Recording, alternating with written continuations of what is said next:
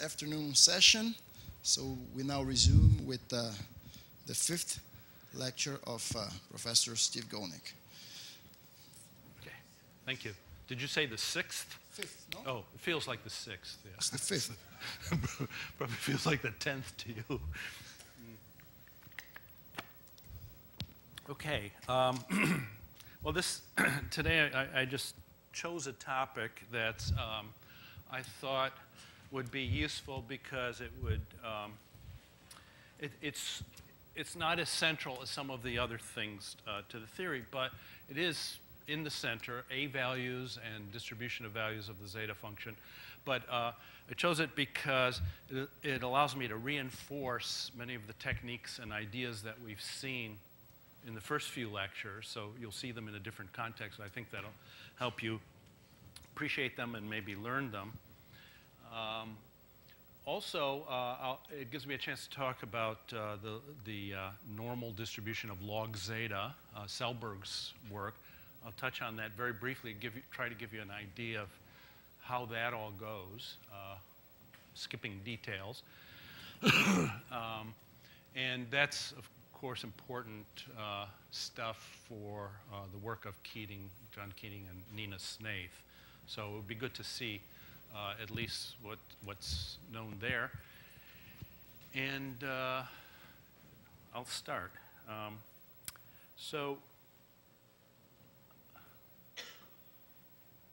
Okay, get over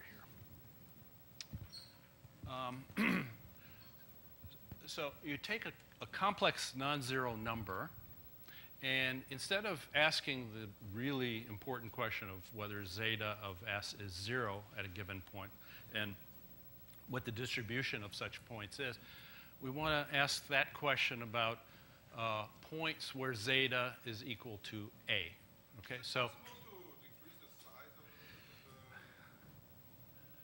I don't know. Yeah. You might have to move down. I don't know if I...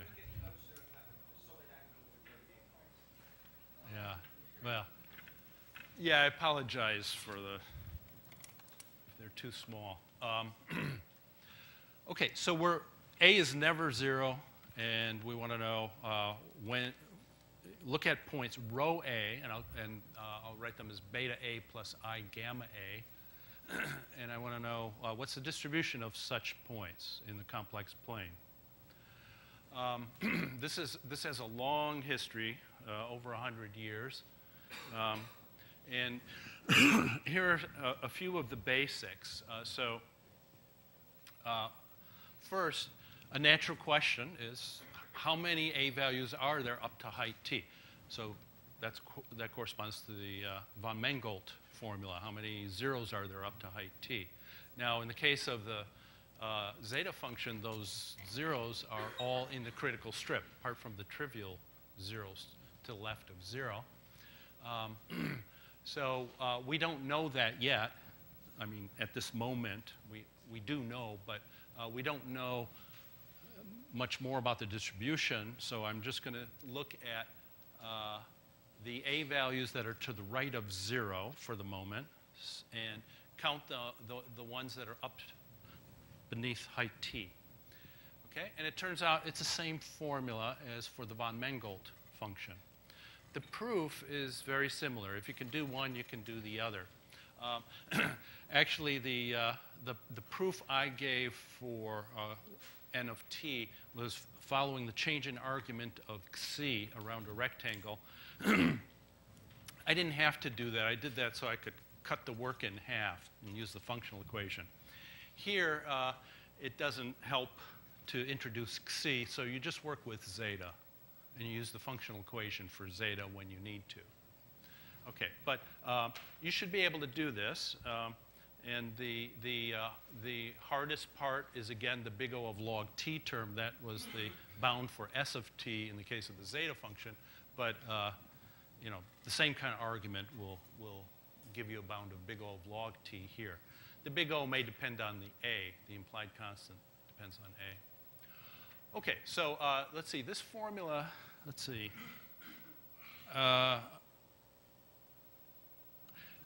This formula, I think, appears the first time in a paper by Bohr, Landau, and Littlewood. So that was probably in the 19-teens, but okay, so that's one basic fact. And then to the right of 1, if you take any strip to the right of 1, no matter how narrow, there's going to be an infinite number of A points. So we're now fix the A. There'll be an infinite number of A points in that strip. In fact, the number up to height t above the real axis will be about a constant t. Okay, so that's a little different, right? There are no zeros of zeta there. And then another important fact is that there's an abscissa bigger than 1 such that there are no A points to the right of that abscissa. Okay. And this kind of thing is easy to prove. The basic fact about Dirichlet series is that there's always a half plane free of zeros. And this actually comes under that heading, but just to give you an idea, zeta of s, let me start this over here. Zeta of s starts off, so we're looking to the right of 1 now. So this starts off 1 plus 1 over 2 to the s, and so on. So if you move this way far enough, these terms are close to 0 uniformly. So you're getting something close to 1. So you can't have a 0. I mean, that's how you show there's a half plane free of zeros. But similarly, there's no A points far. For instance, suppose the A point we're looking at is the A value is 2. Well, if I move to the right of 1 far enough, there's no way this will be bigger, as big as 2. Okay, so that's the basic idea. So there is an abscissa where to the right of it, there's no A point for our fixed A. But to the left, no matter how close you are to the left, there's going to be an infinite number of A points. Okay? So one way to state that is that if you look at the sup of the beta A, so I'm calling sigma naught of A the abscissa of that half plane, and so the sup of beta A is equal to that number, which is bigger than 1. But also there's, for any epsilon to the left that you move, there's an infinite number of rho A's. So the limb sup is also equal to sigma naught. Okay. The next important fact is that if you move into the critical strip, so you take any fixed sigma bigger than a half, less than or equal to 1, and then you count A points up to height t with beta A's bigger than sigma. So this is like the zero density estimates for zeta. Then this is equal to some constant times t. The constant depends on sigma. It's non-zero. We know a lot about the constant. And if you look in Tishmarsh, so the things I've just told you, well, at least the last few, you'll find in Tishmarsh's theory of the Riemann Zeta-Function. But this one, you'll just find upper and lower bounds of order t proved in Tishmarsh. So it takes a lot of work to actually to do this. These results are all a culmination of decades of work on this theory of A values that was essentially initiated by Bohr, Harold Bohr. And it's really lovely theory. I recommend it to everyone. I think there are a lot of things we still don't know that would be interesting to know, and that conceivably could shed some light on what's going on with the zeros. Let me tell you what the basis of the theory is. There's three basic components of Bohr's theory. One is you use the fact that zeta, and the theory applies to other functions as well, not just zeta, Zeta to the right of 1 is an almost periodic function. So it almost repeats, okay, on a given line. And that's one important issue here, or thing behind this. But in the critical strip, where we also are getting these kinds of results, there's an almost periodicity of a slightly different sort, you know, in mean square or mean, you know, different kind of measure of, you know, norm that you're using. Second big thing is Kroneker's theorem on inhomogeneous Diophantine approximation. Okay, that's essential to the theory. And then the final thing is a beautiful geometric theory developed by Bohr on addition of convex curves. Okay, if you add points on a convex curve, just take vector sums. If you have a bunch of circles, say, that you're adding together, centered at the origin, then the result is an annulus. Maybe it's completely filled in, maybe it's not. And that's true generally for convex curves. Okay, so Bohr exploited that. So those are the ingredients. And then here's a theorem. I'd like to go through to illustrate some use of the things that we've done previous couple of days and round out this picture. So the theorem is, if you have an A point that isn't 0, there's a number C and N0 such that for all large N, there's a unique row A near the negative even integers.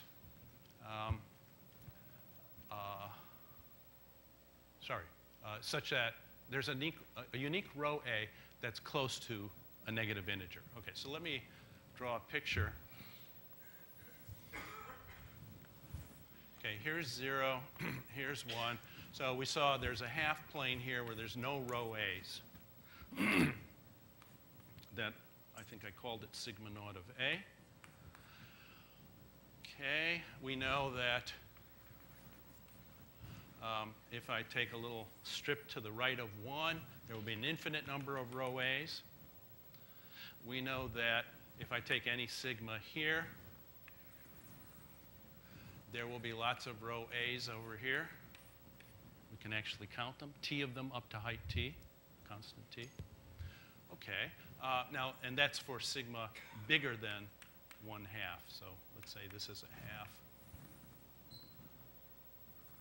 Here's a half, here's sigma. Okay, so now this is saying that if you go out far enough and you look near a negative even integer, there will be a row A very close to it. It'll be unique. That is, it'll be simple. There will just be one of them. And it will be an extremely small disk centered at negative 2n. Okay? So those are, in a way, trivial A points, like the trivial zeros of zeta. Okay, and then the final thing here is, if the Riemann hypothesis is true, then you can say that the lim inf of the beta A's that are bigger than 0, so in other words, forget about these trivial row A's, stay to the right of 0, okay, and forget about what's going on here for the moment.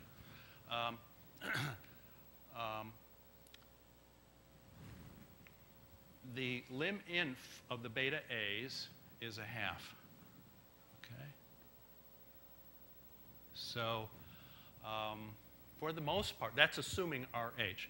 It's not going to be true if RH is false. Okay, so that gives you a good picture. And I'd call this the classical theory. And these are the results of that theory. Okay, so let's take a look at how the first item here goes. So you can write the functional equation like this. Now, you haven't seen this form in my lectures, But remember, the gamma factors in the functional equation, you know, they have there's all kinds of identities with gamma functions. And if you use the appropriate ones from what we've seen, you get this expression. And this happens to be convenient here, the most convenient form. OK, now if sigma is large, so here, what I want to prove is that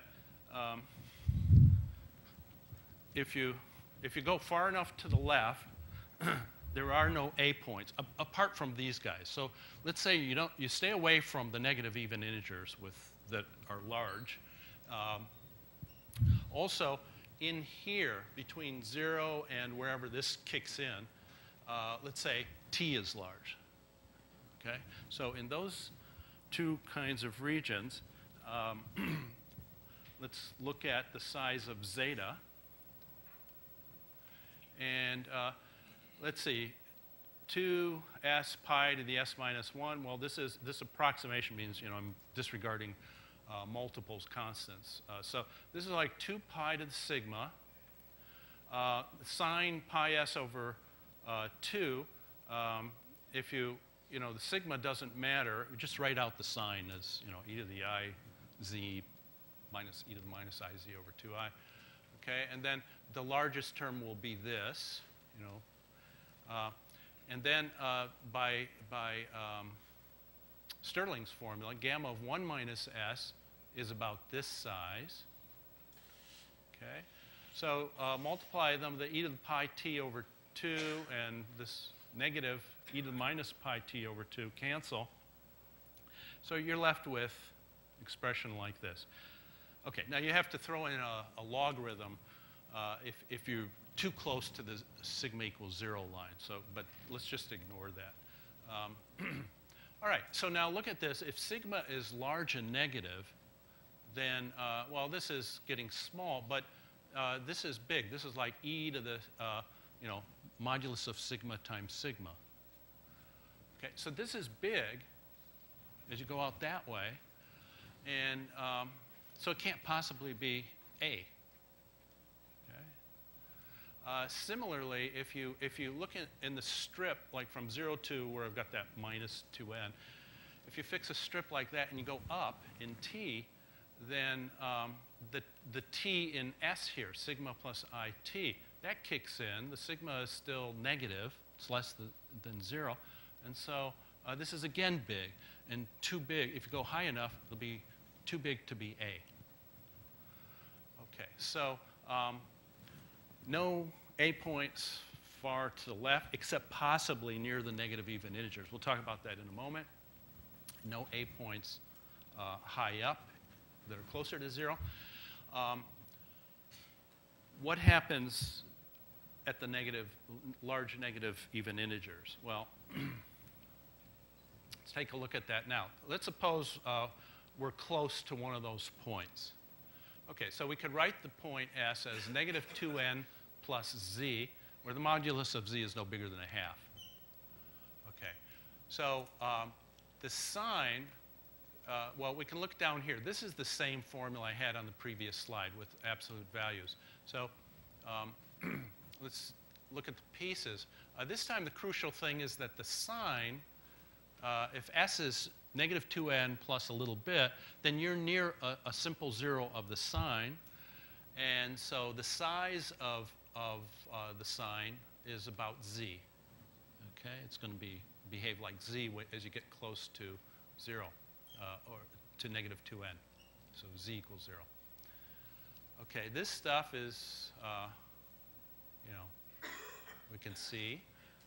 And then we have the gamma of 1 minus s. Well, the s is going to be, you know, now the s is very close to the negative real axis. So this is like the gamma function at 1 plus something big. And we all know how that behaves. That's like e to a constant n log n, Stirling's formula again.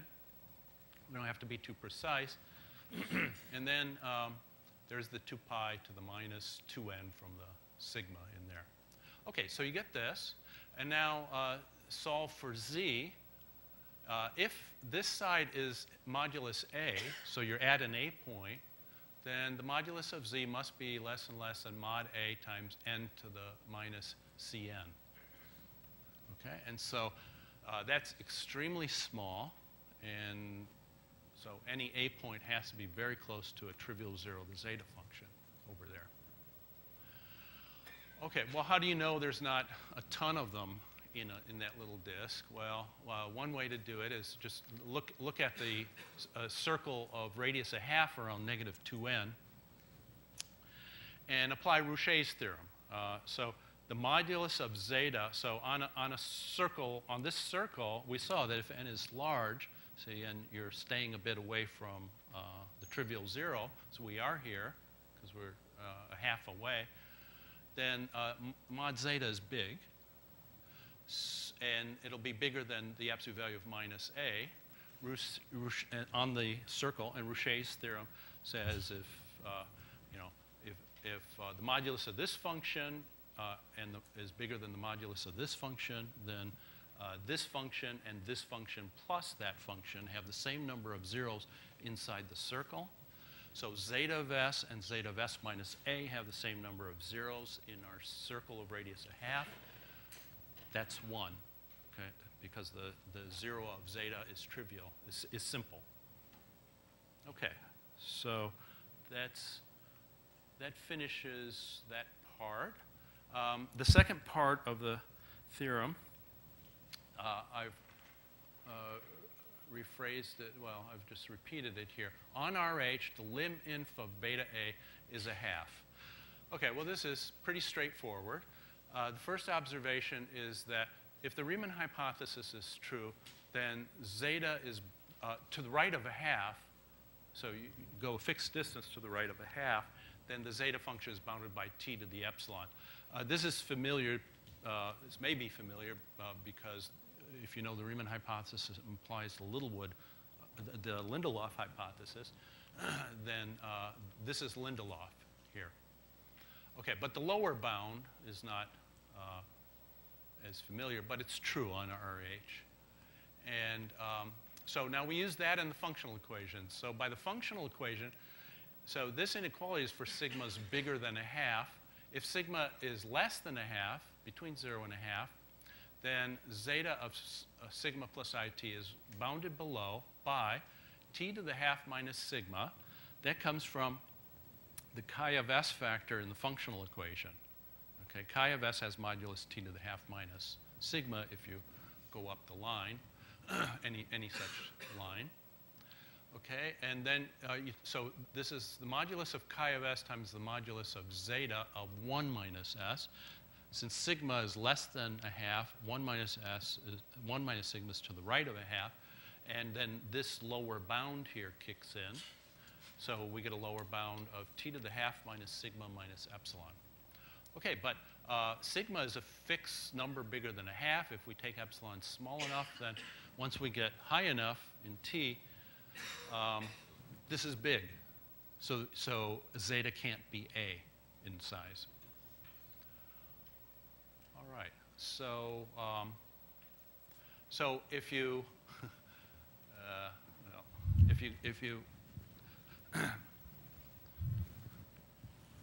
this is 1/2. So what we've just shown is that in here, if you go up high enough, so this is T naught. If you go up high enough, then no A points here. Okay. Well, let's see. There could be some slightly to the left, but they're approaching 1/2. Okay, and then here, this is just a compact region. So, and we're looking at an analytic function, zeta of s minus a, can only have a finite number of zeros there. So you get the other. So this implies that the lim inf of the beta a's is bigger than or equal to a half. How do you know it's equal to a half? Well, there we use Bohr's, the theorem of from classical Bohr theory that tells us if you're in a strip near a half, no matter how close you are to 1/2, in a strip like this, there's going to be lots of A points. Okay, constant t. So there's an infinite number of rho A bigger than or equal to a half, so the lim inf is equal to a half. Okay, so that's the classical part of the theory. Now let me change directions a little bit. So I want to talk about the Gaussian distribution of log zeta, and this is just going to be a really quick sketch, but to give you, if you haven't seen it, it's just to give you an idea of what goes into proving this. So this is work of Selberg's. He never published the full thing. There are at least 2 papers where he computes moments of log zeta or S of t, the imaginary part, so on, where he works all the guts out. But when he wrote those papers, he wrote somewhere else that at that time he didn't really understand the connection with probability theory, and that his results showed him that there was a Gaussian distribution in the background. He had one thesis student, Kaiman Tsang, who wrote this stuff up, and other things as well, in his thesis in the mid-'80s. And that thesis is online, and it's, I think, a treasure trove of stuff, good stuff to read. Okay, so here's just a quick take. Now, I'm going to assume the Riemann hypothesis when I explain this, just to make things not as difficult as they can be. The amazing thing is that it all works off the Riemann hypothesis, too. Okay, of course, everything's more complicated, but it can be done. So here's how you start. You look at an integral like this. All right, well, this is just a slightly more complicated version of the integral I showed you yesterday when we were doing pair correlation. So what we're doing is getting ready to prove a kind of explicit formula. Okay, now generally, I'm pretty lax about what I call an explicit formula. Usually people mean there's something involving zeros of the function and something involving the primes. Okay, some people might not consider this an explicit formula because there's also a zeta prime over zeta at S here. Okay, but anyway. So you do exactly what we did in the pair correlation argument you saw yesterday. This kernel is helping things converge, and that's why you use a more complicated kernel. So this gives you some expression in terms of the coefficients of the series, and that's what you see here. Okay, so you get that on the one hand, and then you pull the contour left and pick up the poles at from the residues from the poles. So for instance, at a 0 of zeta, a rho, you get a simple pole here with residue 1. Assuming the 0 has order 1. So you get x to the rho minus s minus x to the twice rho minus s over rho minus s squared. And lo and behold, that's the term here. Okay. This 1 over log x doesn't come from that. It comes from the fact that there's a log x in front of, when you crank out the Dirichlet coefficient expression from here, there's an extra log x that we've divided by. Okay, at the pole of zeta at 1, you have a pole of zeta prime over zeta, and that contributes this term. So you could, easily, if you've never seen the subject before, if you were paying attention to what I did yesterday, you could easily derive this formula. And this really does not assume RH. You don't need RH for this. The lambda sub x of n is just a weighted form of the von Mengelt function. So, you can ignore that. This is just to make things easier and more complicated at the same time. Okay. Here's the same formula.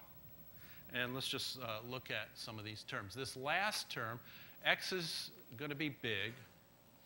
So this stuff is really small. Each of the terms is small. So this is garbage. This is error term. Okay? Well, here's 0, so we expect that's going to be important. This is the term from the pole of zeta at 1, but it's very simple. You can handle this easily. All right, so this is irrelevant. This is simple. Here you've got a finite Dirichlet polynomial. And here you have an expression over zeros. This, of course, is where all the trouble comes from. And then Selberg does something extremely clever. I remember the first time I saw it, and I had to read it 2 or 3 times before I really understood what he was doing, and I just couldn't believe. It just seemed amazing to me at the time. He takes this and he approximates this by a Dirichlet polynomial that looks sort of like this. He's able to throw away the zeros in a sense by estimating them by a Dirichlet polynomial. It seems like magic.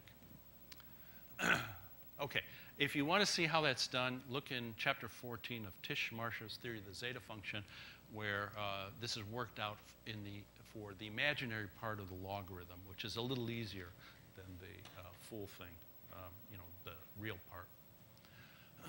Okay, so what do you do then? So you have zeta prime over zeta is essentially this truncation of the series. There's this term, which is easy to see what's going on with. And then there's this, which you estimate by another Dirichlet polynomial. Okay? Then you integrate everything over sigma. When you integrate this with respect to sigma, you get log zeta, which is what you want. Okay? You can integrate this term by term. That's easy. And then you have an integral of whatever this is, and then an integral of these error terms here. So you just do that, and here's what you get. On RH, if sigma is between 1/2 and sigma 1, now I don't remember if I said what sigma 1 is. Sigma 1 is just a point near the half line, 1/2 plus 1 over log x. What's x? X is whatever this cut off here is. This is x squared. Log of x is how far we're allowed to go from the half line. Okay, so in a strip like that, log zeta of sigma plus it is this truncated Dirichlet polynomial plus an error term. The error term looks like this. Now, here, this part is the Dirichlet polynomial I said he got rid of the zeros with. This term comes from someplace else simple, a gamma factor, and then there's the only other complication is this piece here, and a piece like this has to be there. What is this? Eta t is the minimum distance of t from a 0. So you're up at some point near the critical line. If you're close to a 0 of the zeta function, then you're close to a logarithmic singularity of log zeta. And the real part will blow up at such a point. And that's what this is giving. It has to be this term, because if you get too close to a 0, so this eta is very small, then in here you have log plus of a big number. And that's, so that's the logarithmic singularity. But it turns out that if you are interested in the imaginary part, which you would be for the argument of zeta, then the singularity is not, it's not a logarithmic singularity. It's a jump discontinuity, and you can throw this little term away. So if you look at Tishmarsha's version, he's just looking at the imaginary part of the logarithm, and you won't see this term. Okay, now this is for sigma between 1/2 and sigma 1. If you're to the right of sigma 1, well, things should be easier, and they are. It's slightly less complicated, but the formula changes a little bit. Okay, that won't be important for us. Okay, so now let's take this and see what we can glean from it. So remember that S of t was the argument of zeta at 1/2 plus it divided by pi. And I proved for you in one of the lectures that S of t is bounded by log t, big O of log t. The proof was we just needed to compute how many times the real part of zeta vanished on, on an edge of a rectangle up at height t. That gave us a bound for the change in argument along there. And then we cooked up an analytic function involving zeta that had those as zeros, and then we estimated how many zeros that analytic function could possibly have in a bigger disk. Okay, so so this is a bound that doesn't depend on the Riemann hypothesis. Okay, now we have a formula for the imaginary part, the argument of zeta now from the previous slide. So what does it say? Assume RH, if x is bounded by t squared. This condition is simply that pole from the zeta function had like a t square in the denominator, and this is so that you restrict x so that this is that term isn't big. Okay, this is not generally a problem. And suppose sigma 1 is a half plus 1 over log x, then s of t, so the argument of zeta on the half line divided by pi, is this plus big O of this plus big O of this. Okay, this is just the imaginary part of the expression you see here.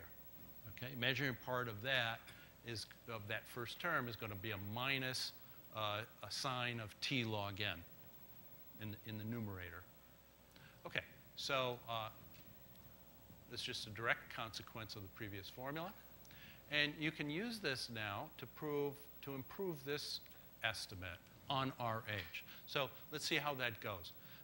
We're going to prove that S of t is less and less than log t over log t. This is the best result known today, even though now you'll find this proof in Selberg's paper on one of his papers on S of t. But this theorem is actually due to Littlewood, who proved it in a very complicated way some years before Selberg. Micah, are you going to talk about S of t? Yeah. Okay, so next week, Micah Milinovich will talk about the best constants that have been obtained in this inequality. But apart from those constants, this is the best order of growth that we have so far. Okay, so this follows in 2 lines. Okay, so put absolute values around all the terms. Okay, so what happens here? This lambda of n is essentially log p. When it's 0 unless n is p to the k, in which case it's a log p. Okay, so you get a log p, but here's a log n, so that's a k log p. So the log p's cancel, throw away the k. Sine is no bigger than 1, so we get 1 over square root of p. Now, there's p squares and so on, but those contribute much less, as usual. So I haven't written them down, but if you're worried, you can do the calculation yourself. So this should be 1 over root p, essentially, p less than or equal to x squared. So that's this first term. Okay, here, what do we have? Here we have log p. There was a log canceling the log p here. There isn't here. So there's a log p over p. And sigma 1's bigger than a half. If I make it a half, I increase things. So that term is no bigger than log p over root p. Fortunately, very fortunately, we have a log x here. Okay, so the log p here isn't going to hurt us because that log p is no bigger than 2 log x. And then there's the log t over log x term here. So sum these up. P less than or equal to x squared. Well, if I just throw in all the integers up to x squared, that'll be the sum 1 over root n. Okay, up to x squared, that'll be square root of x squared. So that's x. Similarly, well, get rid of the log p and log x first. That's bounded by, that's big O of 1. So we've got the same sum as this one. So again, it's an x. By the way, you can do a little better than this. You could get x over log x if you want, but it's not necessary. It won't help. So, and then you have log t over log x. All right, so basically you have x and log t over log x. If you take x to be root log t, then this is a root log t. This is a log t over log t. Okay, so that's just one of many choices you can make. It's not, so that gives you the result. And now you see how you can save on RH. Okay.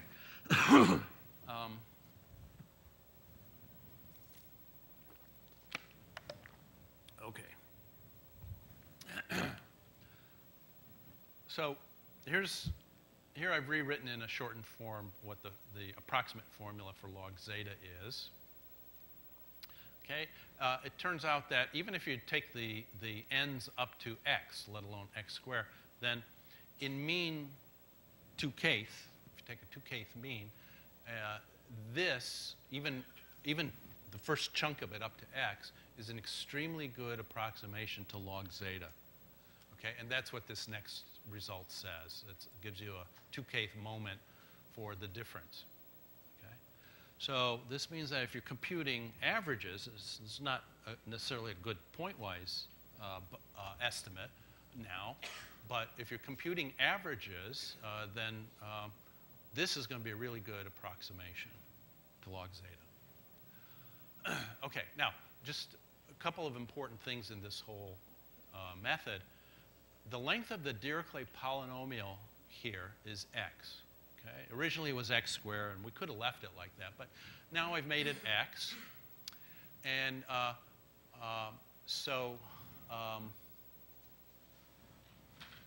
if you take a kth power, so if you were going to just take the last term of this thing, for instance, you know, if you, what do I mean? Take the kth power of log minus the sum. Okay, write it out. You get a bunch of terms. One of the terms will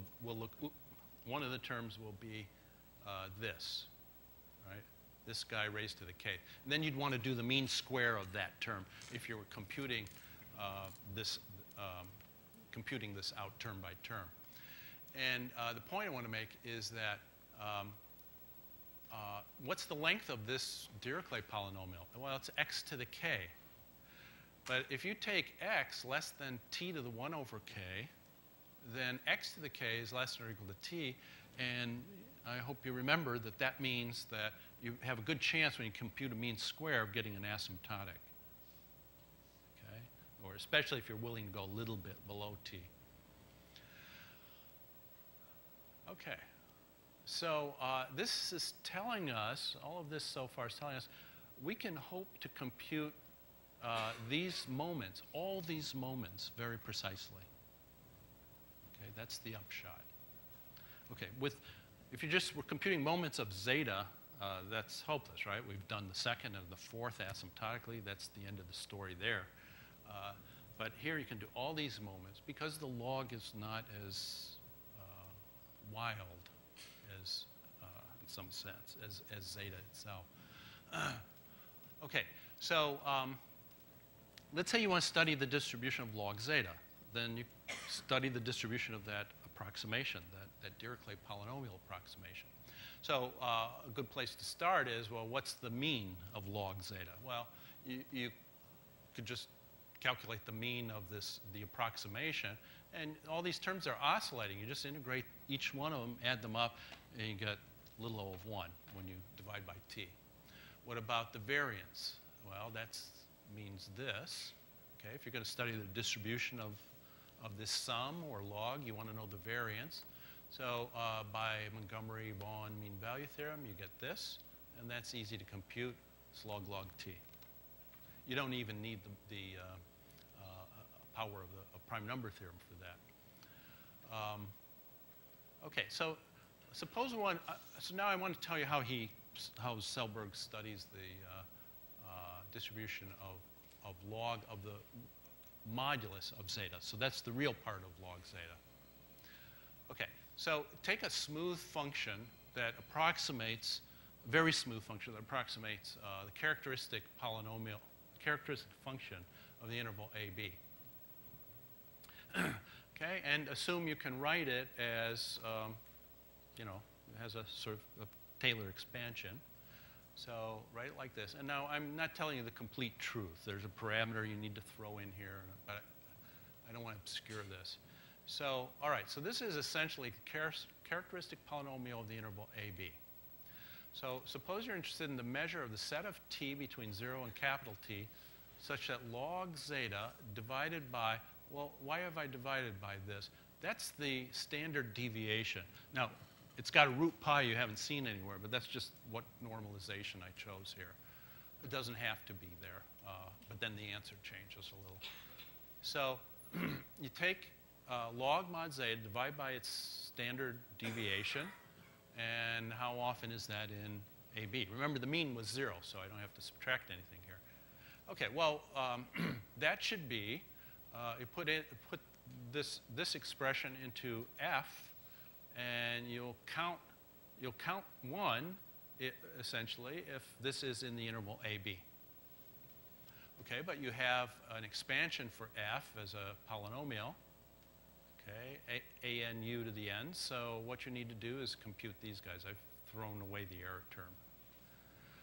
Okay, but you can compute all these moments by approximating them with that Dirichlet polynomial 1 over p to the half plus it. That, you know, this thing here. So you can work this all out, and it's really beautiful that you can do it. And here's the result of Selberg or Selberg-Tsang. I'm stating special cases. So the measure of the set of t up to capital T for which this expression is in a given interval AB is t times this Gaussian, there's a Gaussian density, probability density. Okay? And there's even an error term. And the error term is extremely important to know in certain applications. There's a similar result for the argument of zeta, again divided by a root pi log t. You get the same thing.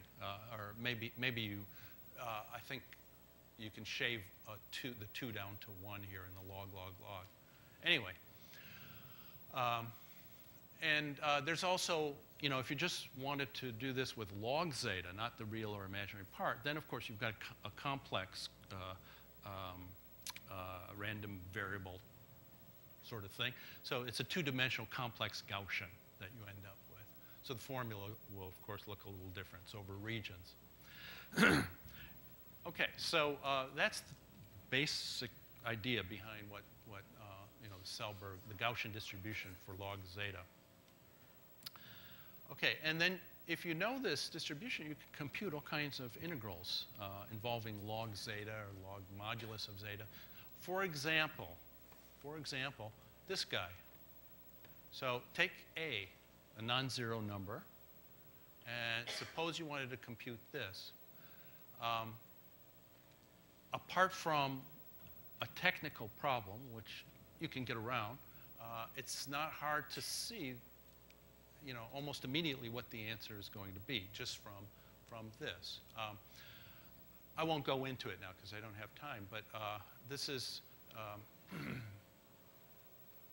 this is amazing in light of what I was saying in a couple of previous lectures. This is the integral you would want to calculate if you were looking at the distribution of A points to the right of a half in Littlewood's formula, right? Littlewood's theorem. There's an integral along the left edge of a rectangle, and this is what it would be for A points, to study A points. Okay, and you're getting an exact constant times t root log t. Okay. Now, Levinson wrote a paper in the mid-70s on A points, early 70s, where he was studying their distribution. It's a very nice paper.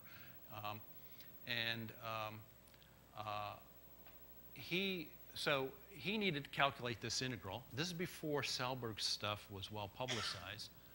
And what does he do? In Levinson's paper, he does our trick. Remember our trick here? You can't, you know, most of the time you can't hope to integrate log the modulus of a function like this. So you do the trick of the average of the log is less than or equal to the log of the average. and then you get a mean square of zeta minus a, which you can calculate. Okay, but you lose a lot. What you end up with is t log log t, less than t log log t. So you get the wrong order of magnitude. You still get a result, but this is exactly right. So it's astounding that you can actually compute this integral. It's also, I'm not going to finish what I wanted to say, so I'm just going to take my time and ramble. Any further lectures? Let me think about it, bro. My people, get back to your people.